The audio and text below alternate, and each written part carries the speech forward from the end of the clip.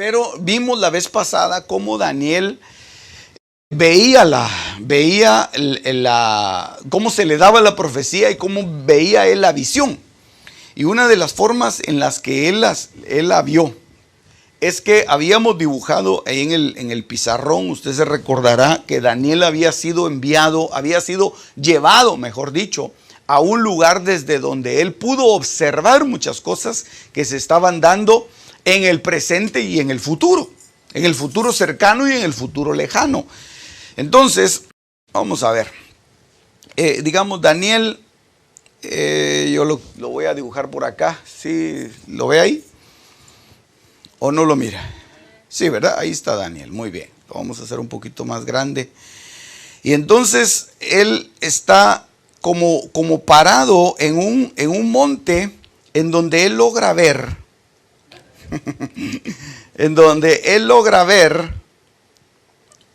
en la visión que Dios le da, 4 reinos. Digamos, a él se lo llevan como a un monte alto. Y entonces él ve un reino inmediato, que es el reino en donde él está actualmente, que es el reino babilónico. Eso ya lo habíamos visto, ¿verdad? El reino babilónico. Luego de esto, él ve el levantamiento de un reino más poderoso, que era el reino medo-persa, ¿cierto? Muy bien.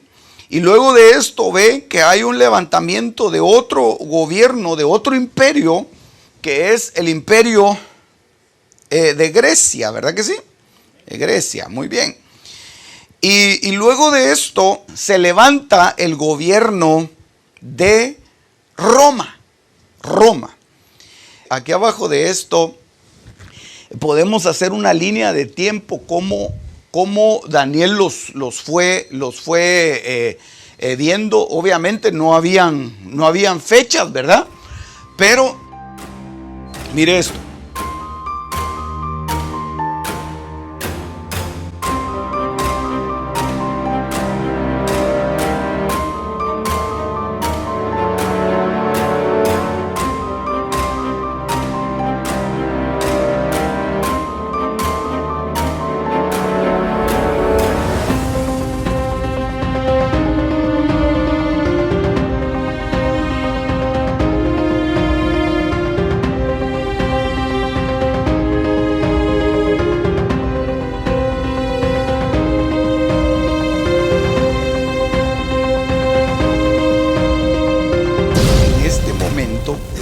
Voy a repetir porque lo hablamos la última vez. Es donde se da la orden a un hombre que se llamaba Nehemías para la reconstrucción. ¿Sí lo ve ahí? Nehemías, para la reconstrucción de Jerusalén, de la ciudad de Jerusalén. Entonces, pero fíjese qué cosa más interesante. Cuando Nehemías termina de hacer la reconstrucción y todo, empiezan a surgir profetas. Dentro de uno de los profetas que surge es Nahum, es Ageo, diciendo: es tiempo de reconstruir la casa del Señor. Y entonces termina, mientras está todavía el gobierno persa, termina con la profecía de Habacuc. Entonces, cuando viene el profeta Habacuc, lo voy a poner aquí, el profeta Ageo. Aquí fue el profeta Jeremías fue aquí. Todos estos profetas profetizaron de que iba a haber una reconstrucción, o que se estaba haciendo una reconstrucción. Esto fue aquí donde estaba el imperio medo-persa. Entonces, pero cuando termina esto, que es más o menos aquí, digámoslo de esta manera, cuando termina esto, en esta parte de acá, surge un espacio de tiempo que eran 430 años. Esos 430 años, ¿qué era?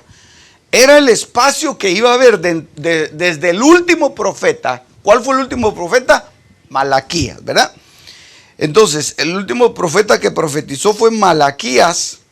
Y entonces de aquí en adelante se dan 430 años y empieza el gobierno romano. Entonces prácticamente el gobierno de Grecia no está reflejado en las Sagradas Escrituras. ¿Por qué? Porque hubo un espacio de tiempo ahí. No sé si me está siguiendo en este pensamiento. ¿Verdad? Hubo un espacio de tiempo acá que más o menos empezó al final del gobierno medo-persa y tomó el principio del gobierno romano. Entonces hubo un espacio de tiempo acá de 430 años. Amén. Va, entonces mire pues, cuando vio este profeta la visión, él logró ver que había un rey que se iba a levantar acá, y ahorita vamos a hablar de él. Había un rey que se iba a levantar aquí, y había un rey que se iba a levantar aquí al final del gobierno romano. Y ese rey era el que estaba aquí al final, el rey, el anticristo. Ahora, este pedazo de aquí no lo vio él porque era el periodo de gracia. Amén. Va, ok.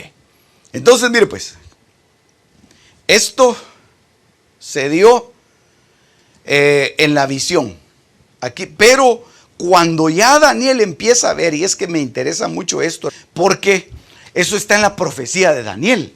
Cuando ya Daniel empieza a ver de nuevo, él no vio el surgimiento de la iglesia acá, pero sí vio el surgimiento de la maldad aquí. Entonces eso es lo que estamos leyendo ahorita, porque eso, y ahorita vamos a entrar al capítulo número 12, que es donde se ve realmente el final de los tiempos que vio Daniel, que es este tiempo que está aquí. Y nosotros, ¿en dónde estamos parados actualmente? Lo voy a ampliar un poquito, pero nosotros estamos prácticamente al final de este periodo de gracia. Porque el periodo de gracia es una etapa de pausa entre la semana 69, que fue la que analizamos la vez pasada, y el inicio de la semana 70. Eso ya no lo voy a repetir. Pero estamos a punto prácticamente de entrar a esta época en donde se va a empezar a manifestar la maldad sobre todo el mundo. Eso, cuando surja el gobierno del anticristo. Ok, yo voy rápido con esto, que se supone que ya lo hemos visto, ¿verdad? Muy bien. Entonces, mire pues, el imperio griego puso una marca como una señal sobre la humanidad. Una señal de maldad definitivamente. Y Daniel 11:21 lo declara de esta manera. Les voy a poner aquí varias versiones. Primero, esta versión que es la palabra de Dios para todos, es una paráfrasis, pero es importante verla. Dice, enseguida habrá otro rey malvado y cruel. Ese hombre no pertenecerá a ninguna familia de reyes.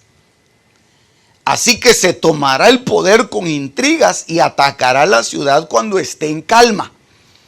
Cuando el hombre Antíoco Epifanes, que era de origen griego, por eso es que dice que no era de familia de reyes, toma el poder, precisamente lo toma a base de intrigas, a base de asesinatos, es lo que dice la historia.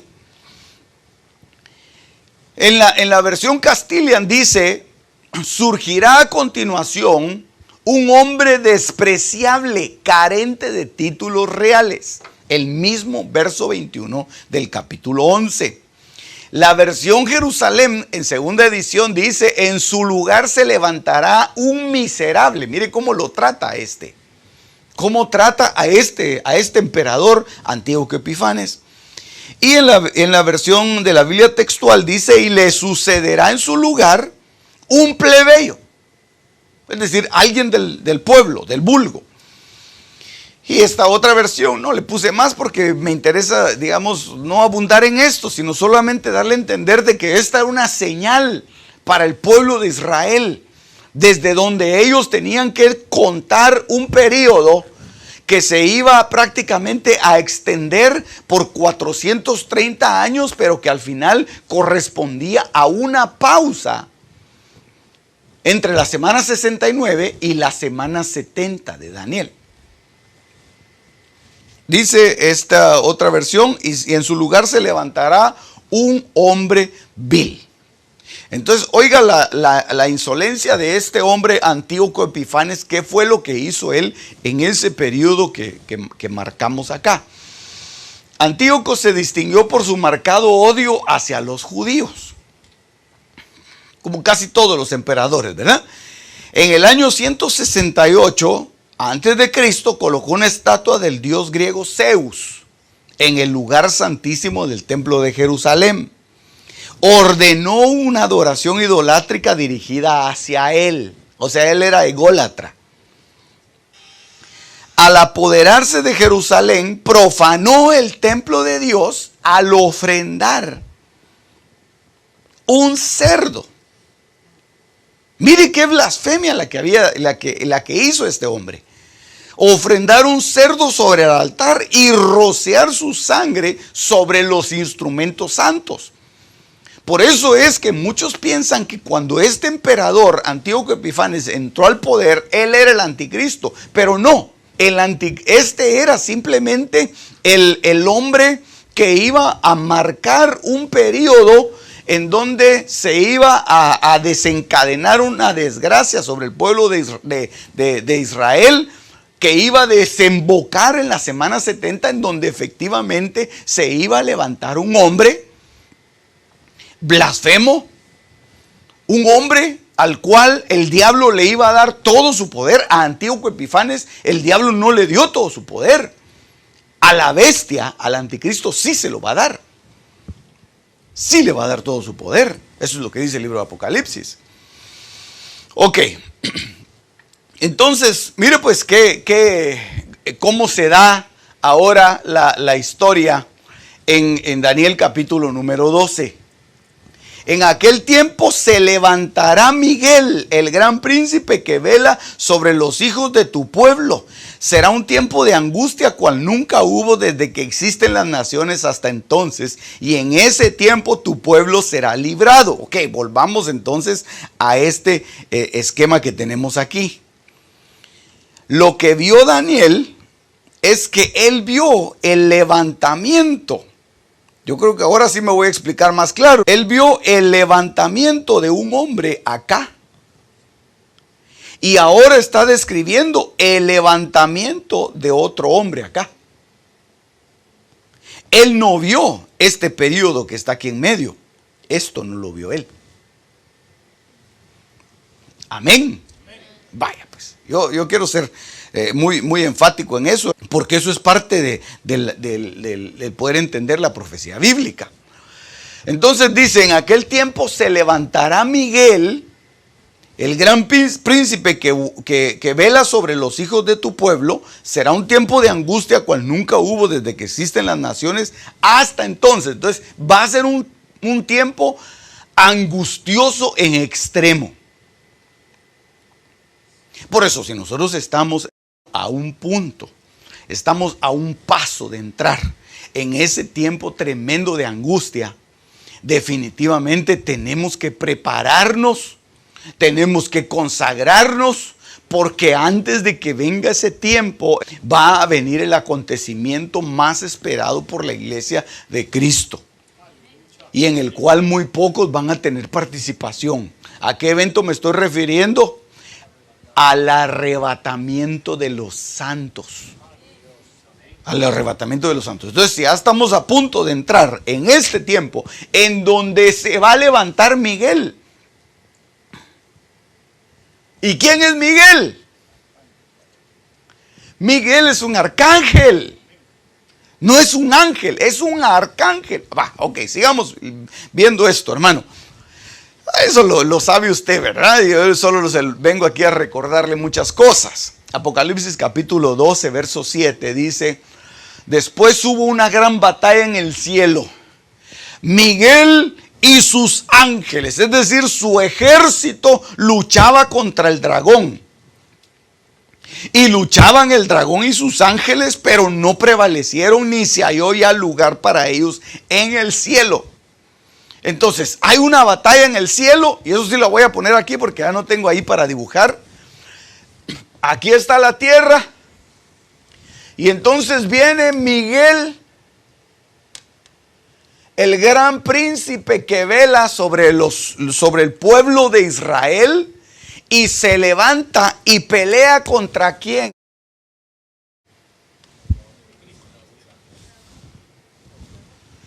Contra el dragón, que se le llama la serpiente antigua, el diablo y Satanás. Y entonces los vence, los derrota y los envía a la tierra. Estos son enviados a la tierra, porque ya no se halla lugar para ellos. Eso es en el tiempo final se va a dar eso. El tiempo en el que, al cual nosotros estamos a punto de entrar. Perdóneme que les repita eso, pero yo se lo tengo que repetir. Y se lo tengo que decir una y otra vez. De que viene un tiempo tremendo de angustia sobre la tierra, para el cual nosotros no hemos sido preparados. No hemos sido preparados para el tiempo de angustia. Nosotros no hemos sido preparados para destrucción. Nosotros hemos sido preparados para bendición, para salvación y para ser arrebatados. Aleluya, pero para eso se necesita batallar aquí en la tierra, para que Miguel batalle allá, y entonces estos vienen y entonces nosotros subimos. Va, ok, pero sigamos aquí. Mire cómo dice 1 Tesalonicenses capítulo 4, verso número 15. Por lo cual os decimos esto por la palabra del Señor, que nosotros los que estemos vivos y que permanezcamos hasta la venida del Señor, no precederemos a los que durmieron. Mire cómo lo pone el apóstol Pablo acá. Pues el Señor mismo descenderá del cielo con voz de mando, con voz de arcángel, dice acá. Pero hay algunas versiones, y no solo una, sino varias versiones, que traducen lo que yo tengo ahí entre paréntesis, que dice, a la voz del arcángel. Entonces, ¿quién es el arcángel? Yo le puse ahí con letras amarillas. ¿Quiere que lo leamos? Judas 1:9. Pero cuando el arcángel Miguel contendía con el diablo y disputaba cerca del cuerpo, bueno, etc. Pero ahí le está diciendo que el arcángel es Miguel. Entonces Miguel es el arcángel que va a dar la voz, como diciendo, ya todo está limpio. Ya los cielos se limpiaron. Ahora puede ser ocupado por los santos. A la voz del arcángel. ¿Sabe? Como que se imagina en los tiempos modernos. Bueno, tal vez eso yo lo he visto en las películas, no sé si así funcionará, ¿verdad? Pero cuando van los soldados a tomar algún territorio, o van a entrar en alguna... ahorita que capturaron al-Baghdadi, ¿cómo se llamaba el hombre ese que mataron, verdad? que entran a algún lugar y entonces matan a todos los que están ahí, y entonces ya cuando no queda nadie vivo, dicen clear, dicen, ¿verdad? Ya, todo está tranquilo, ya no hay enemigos aquí. Entonces me imagino que algo así, perdónenme, ¿verdad? La comparación tan grosera, ¿verdad? Pero yo me imagino que el arcángel Miguel, después de pelear con todos sus ejércitos en contra de todas estas huestes y de desterrarlas, enviarlas otra vez a la tierra, Dice, el cielo está limpio. Y entonces se da la voz del arcángel. Y dice, pues el Señor mismo descenderá del cielo con voz de mando, con voz de arcángel y con la trompeta de Dios. Y los muertos en Cristo se levantarán primero. Entonces, eso fue lo que vio el apóstol Pablo. Pero mire cómo lo describe Daniel. Ahora regresemos a Daniel. Daniel lo describe de esta manera. Verso 2 del capítulo 12. Y muchos de los que duermen en el polvo de la tierra despertarán, unos para vida eterna y otros para la ignominia, para el desprecio eterno. Entonces van a ser unos que van a ser despertados, aleluya, para la vida eterna. Aquí, como polvo eres y al polvo tornarás, ¿verdad? Entonces de aquí del polvo van a ser muchos levantados, muertos en Cristo, resucitarán primero y entonces van a resucitar ¿para qué? Para vida eterna. Y juntamente con los que estemos vivos, pues obviamente, ¿verdad? Nos vamos a juntar y nos vamos a ir a ocupar el lugar que estos dejaron desocupado. El lugar de los santos. El lugar en donde habita Dios, en el monte santo, monte de santidad. Es que ahorita, actualmente, una contaminación tremenda, no solamente en la tierra, sino en los cielos también. Los cielos deben ser limpiados. Sí, por eso es que Luzbel vino a contaminar los cielos, hizo contrataciones, eso dice Ezequiel capítulo 28, hizo contrataciones y muchos se fueron en pos de él. Contrató la tercera parte de los ángeles, dice que quedaron contaminados. Muchos de esos ángeles cayeron, otros cayeron aquí y otros van a caer en el final. Entonces estos que están aquí son huestes, son potestades que dice Efesios capítulo 6 verso 12 contra los que nosotros tenemos que estar batallando constantemente, porque no tenemos lucha contra carne y sangre, sino contra principados, potestades, gobernadores. Usted sabe eso, no se lo tengo que repetir, ¿verdad? Muy bien, entonces aquí viene y nosotros, aleluya, verso 3 dice, los entendidos. Y aquí es donde a donde yo quiero llegar, y por eso es que voy rápido, porque este es el grupo que va a escapar. Los entendidos, dice Daniel 12:3, perdón. Prudentes, sabios, los maestros brillarán como el resplandor del firmamento, y los que guiaron a muchos a la justicia.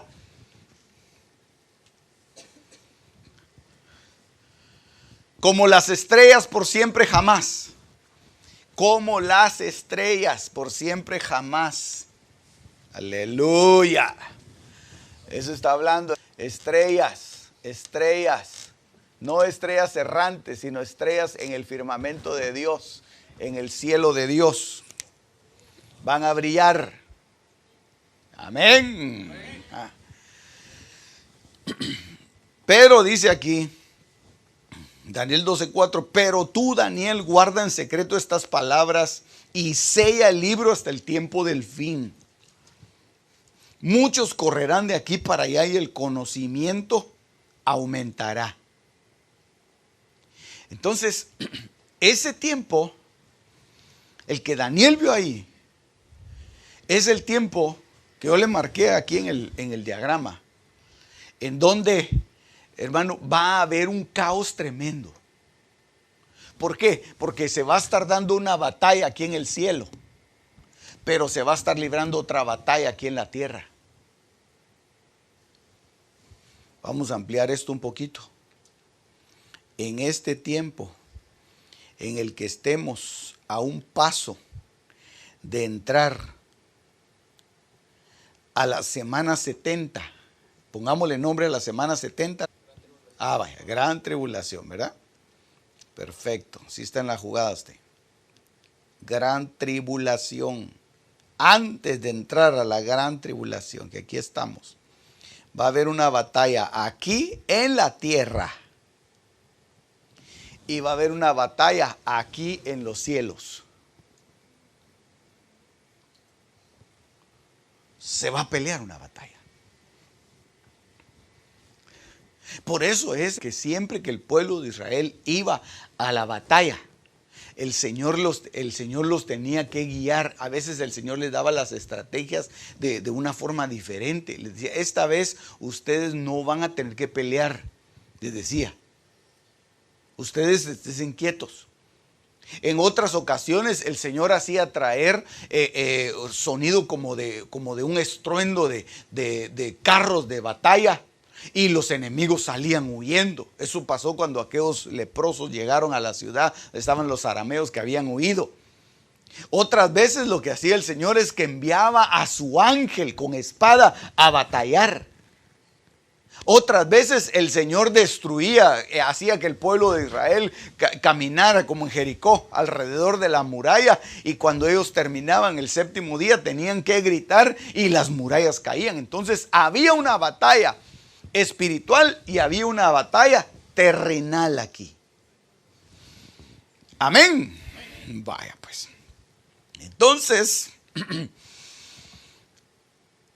muchos correrán de aquí para allá y el conocimiento aumentará. Eso es lo que está sucediendo. Por eso es que yo le digo con tanta certeza, hermano, perdóneme, con tanta certeza, de que estamos en las fronteras de entrar la semana 70 de Daniel, porque todas esas profecías se están cumpliendo.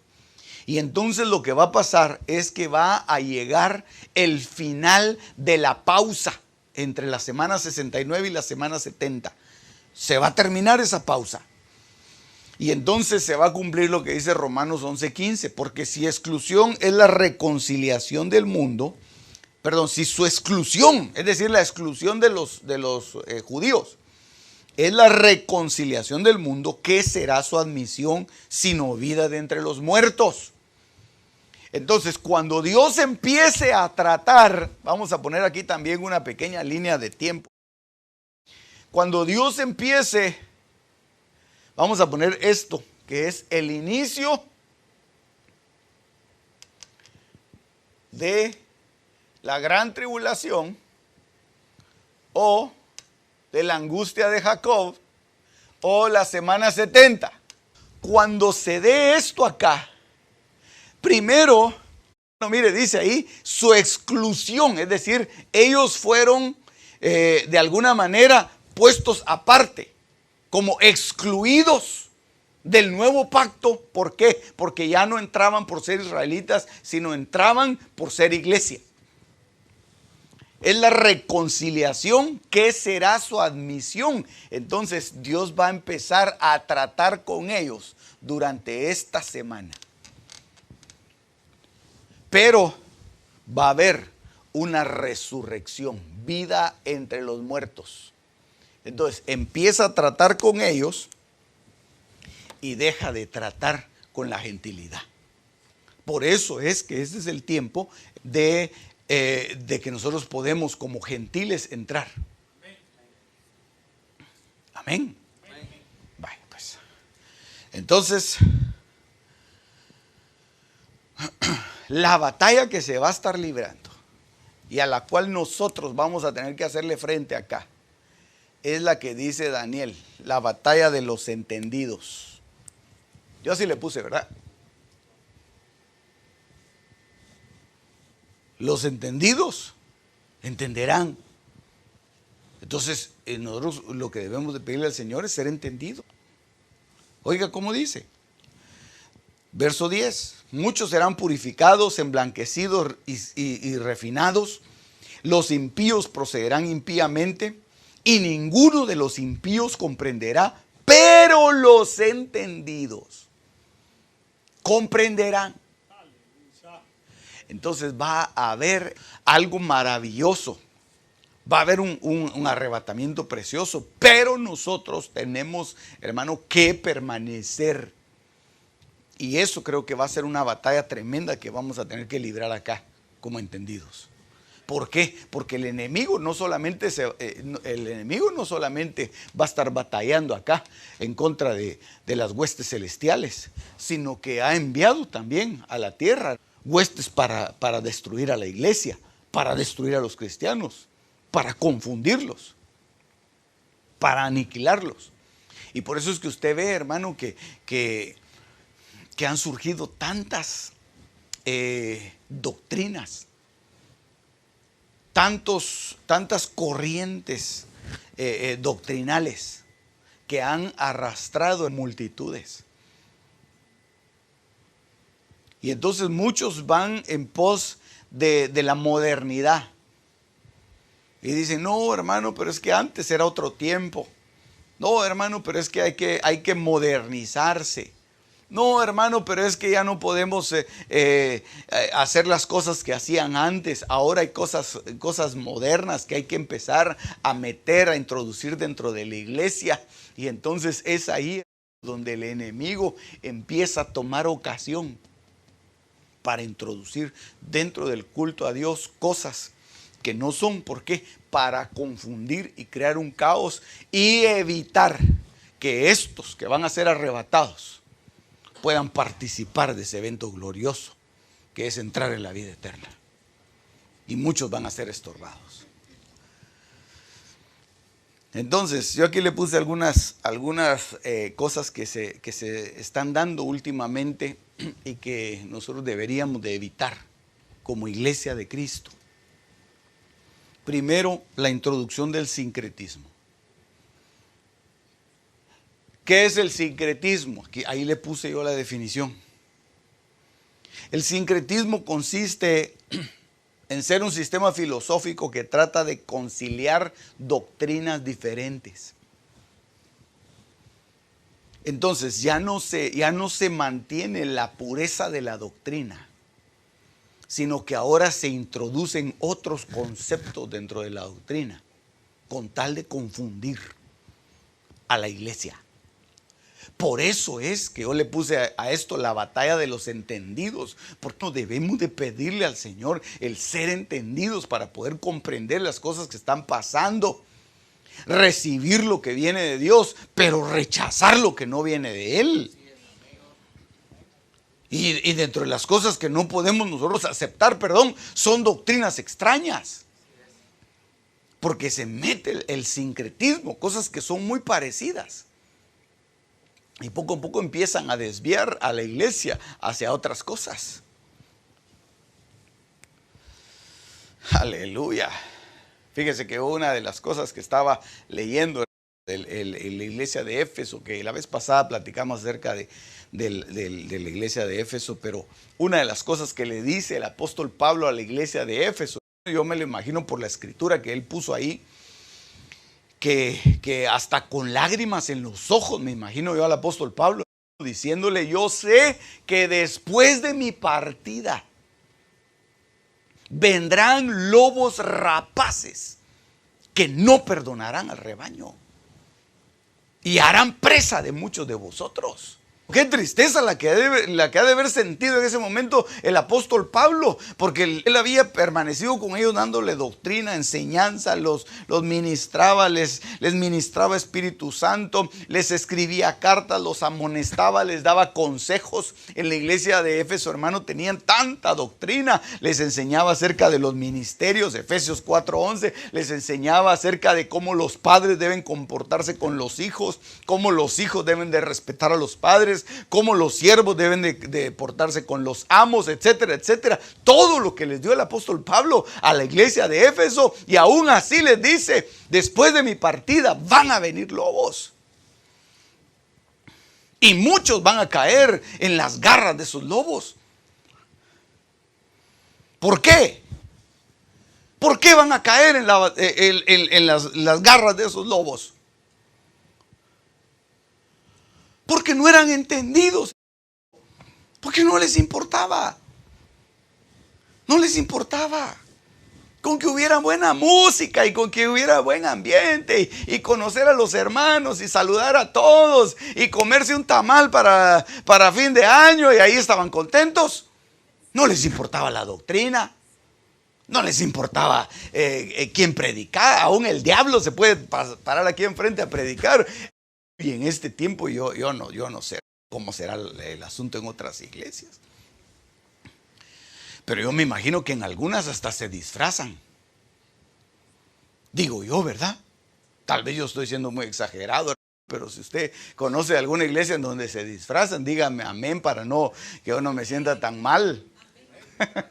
Se disfrazan de fresitas, se disfrazan de Winnie the Pooh, se disfrazan de un montón de cosas. Así les vienen a predicar.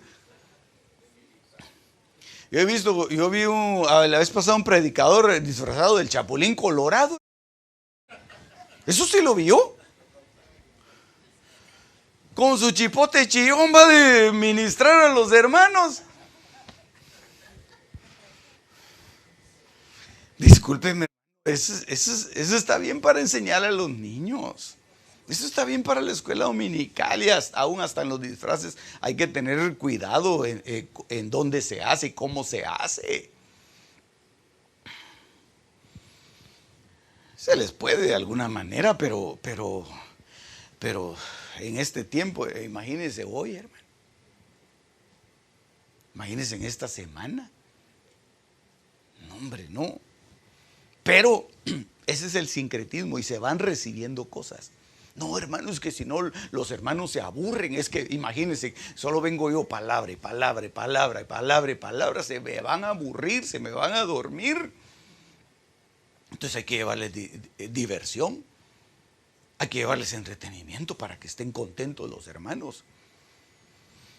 No, hermano, mire, nosotros no podemos cambiar la doctrina. No podemos cambiar la doctrina. Es decir, la doctrina es lo que a nosotros nos va a ayudar a escapar de las cosas horrorosas que se van a desatar en la semana 70. Entonces, mire, pues le voy a poner aquí una lista así rápidamente, porque tengo todavía algún tiempito, de algunas enseñanzas que tienden al sincretismo y que se están dando desde los púlpitos. En algunos lugares, y especialmente en aquellos lugares en donde hay mucha ciencia y mucho fundamento científico, se manejan algún tipo de teorías evolutivas. Evolutivas quiere decir que puede haber, digamos, como lo decía Darwin, ¿verdad? De que hay una especie que va en evolución y que llega a ser otro tipo de especie. Por ejemplo, decirle a la gente, mire, cuando usted se muera, usted se va a convertir en un angelito con una arpa tocándola ahí en las nubes. Tal vez se oye como algo extraño, pero mucha gente lo cree de esa manera, que van a llegar a ser otras cosas. Y desde los púlpitos se predica eso. Esas son teorías evolutivas. Otra de las cosas que tienden al sincretismo es el feminismo. Eso está muy de moda. Eso está muy de moda. Y era una de las cosas que le reprochaban y todavía le reprochan mucho al apóstol Pablo. Porque muchos decían que el apóstol Pablo era machista, decían. Y todavía algunos lo aseguran. Porque él escribe en una epístola que la mujer calle en la congregación, dice. Entonces la mujer no podría ni siquiera toser. O ni siquiera reírse, ¿verdad? O ni siquiera decir amén. Dicen amén las hermanas. Aquí sí se puede. Pero el feminismo va como algo que se opone a eso. Y lo que hacen es que tienen una tendencia hacia que la mujer gobierne. Entonces ya no solamente se trata de que la mujer tenga los mismos derechos que el hombre, sino que la mujer sea cobertura del hombre. Y eso sí es una aberración doctrinal. Porque 1 Corintios dice que la cabeza de la mujer es el hombre. Entonces, eso se va a meter dentro de la iglesia. Se va a meter dentro de la iglesia. Terriblemente. Y entonces ya cuando empiezan a venir esas influencias, no solamente son cuestiones de carácter, cuestiones aún de regiones, sino que ya son situaciones espirituales, en donde se empieza a...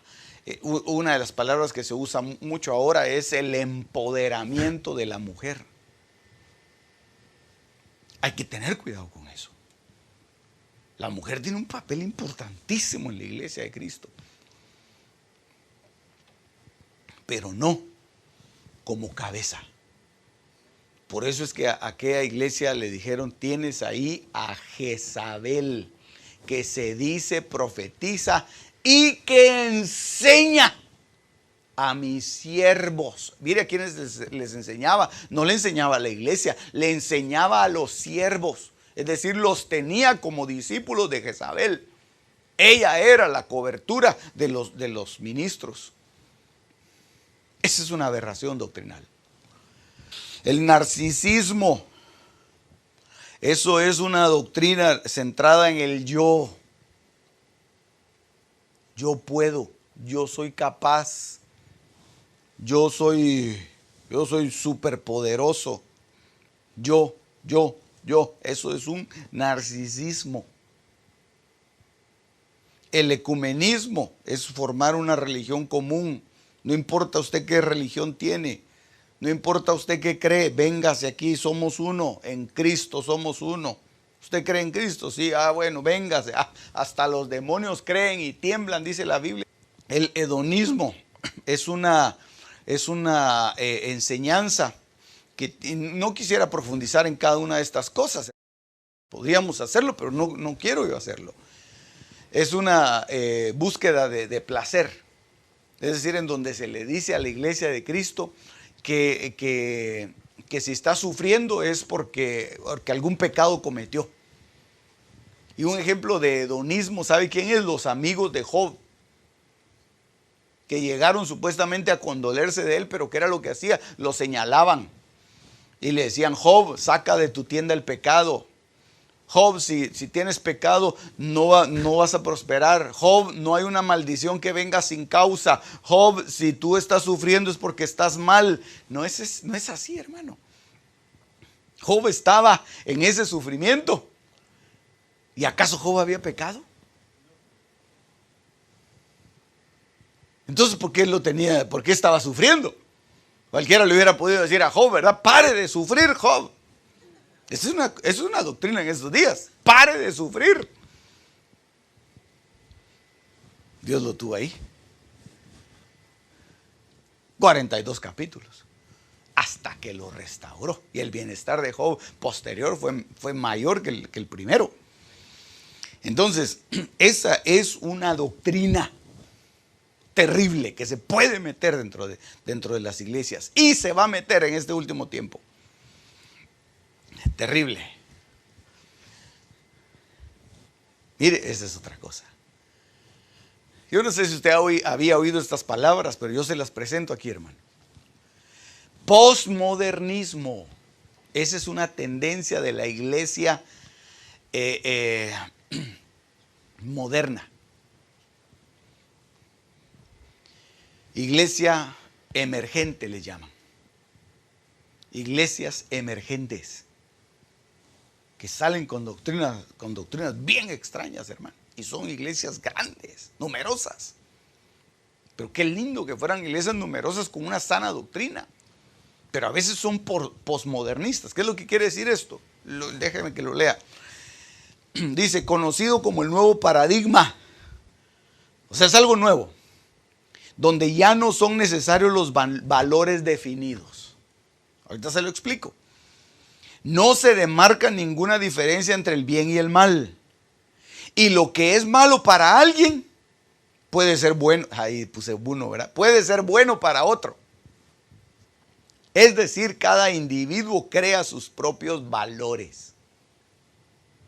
Eso es el posmodernismo. En resumen, yo se lo resumí ahí. Alguien que dice, No, pero si yo me siento bien con eso, debe ser bueno. No, pero si esta mujer dice que es hombre, es cuestión de ella. Cada quien tiene sus propios valores. Cada quien, al final de cuentas, pues uno es el que decide qué es lo que le gusta y qué es lo que no le gusta. Deben haber parámetros. La iglesia de Cristo debería tener parámetros. Esto es bueno, esto sí y esto no. Vamos a seguir adelante, porque Isaías capítulo 5, verso 20 dice: ay de los que a lo malo dicen bueno y a lo bueno malo, que hacen de la luz tinieblas y de las tinieblas luz, que ponen lo amargo por dulce y lo dulce por amargo. Ay de los sabios en sus propios ojos y de los que son prudentes delante de sí mismos. Es decir, la Biblia ya no les puede dar un parámetro de vida porque ellos tienen los propios. Ellos aún se creen capaces de corregir lo que dice la Escritura. Y por eso es que han salido tantas versiones de la Biblia, ¿verdad? Y tantos traductores lo hacen a su antojo, a su manera, como a ellos les interesa más. Como dijo alguien, ¿verdad? El mejor café, dijo, es el que a uno le gusta, dijo.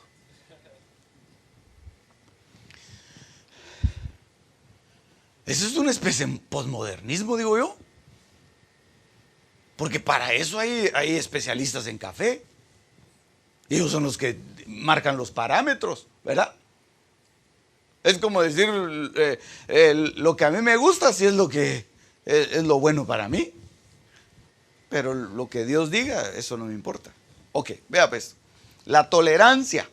Dice, anteriormente la tolerancia consistía en que aunque no estuviera de acuerdo con una opinión, y aún creyendo que la otra persona está equivocada, la respeto como persona y respeto su opinión.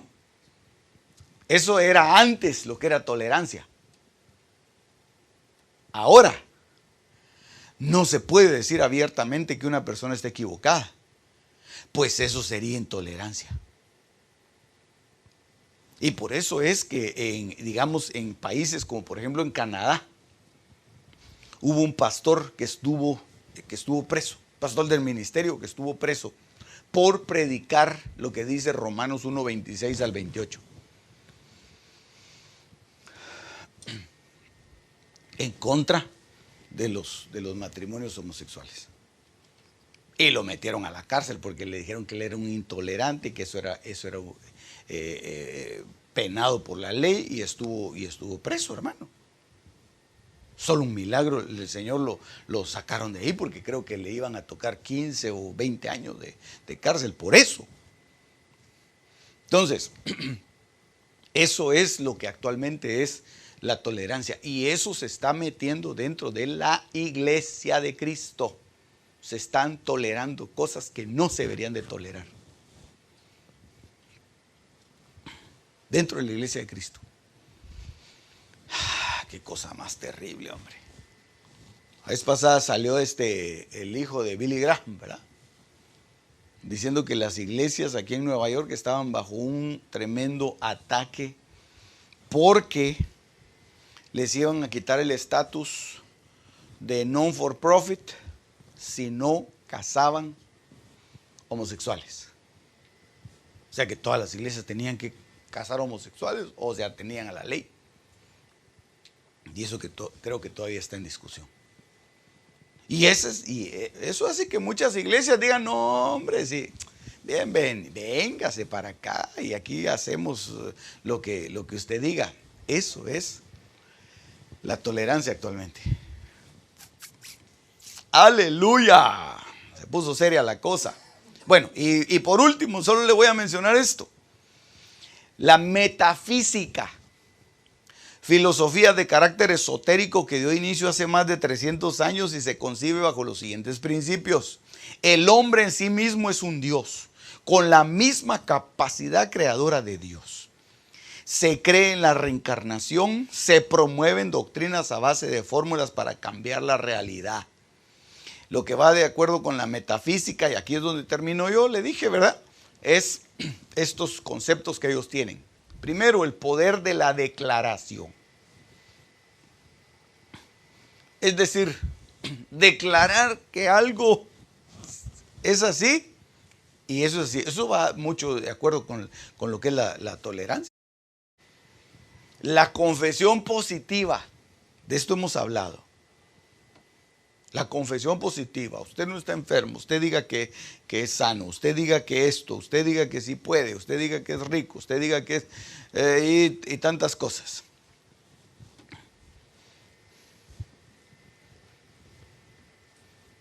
Porque fíjese que en el libro de Joel dice, diga el débil, fuerte soy. Pero después, ¿qué dice?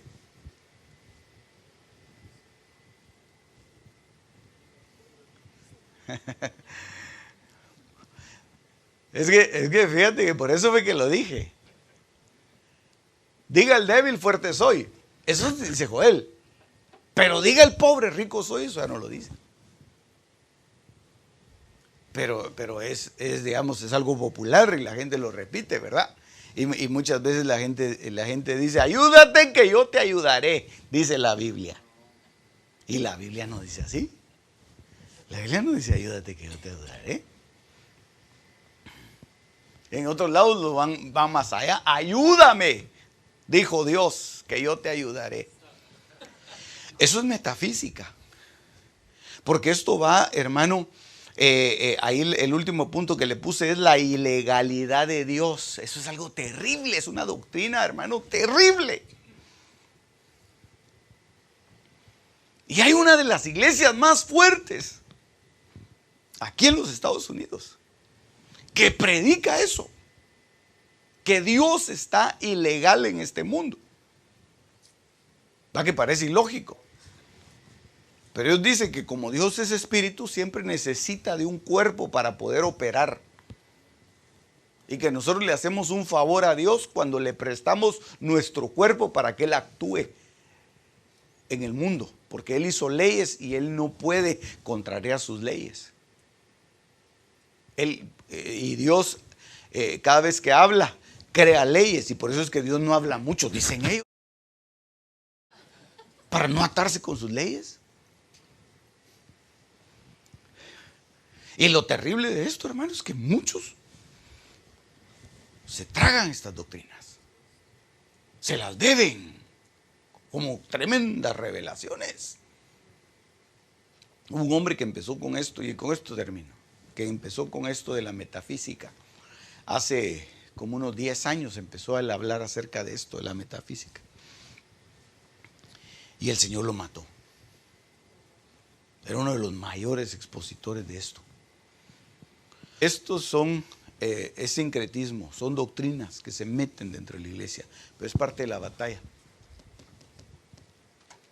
¿Usted no cree que esta batalla es de agarrar un arma y ponerse uno como Rambo? No. Esta batalla es una batalla de entendimiento. Es ser entendidos y no ser confundidos. Muchos que anduvieron con el apóstol Pablo se fueron en pos de doctrinas heréticas. Y el apóstol Pablo los menciona. Y dice, Demas, así se llamaba un ayudante del apóstol Pablo, Demas me abandonó, amando más este mundo, le escribe en la carta. Alejandro me ha causado muchos males. El Señor le pague conforme a sus hechos, dice, hermano. Y después que andaba predicando con él, entonces pidámosle misericordia al Señor. Tenemos que ser entendidos.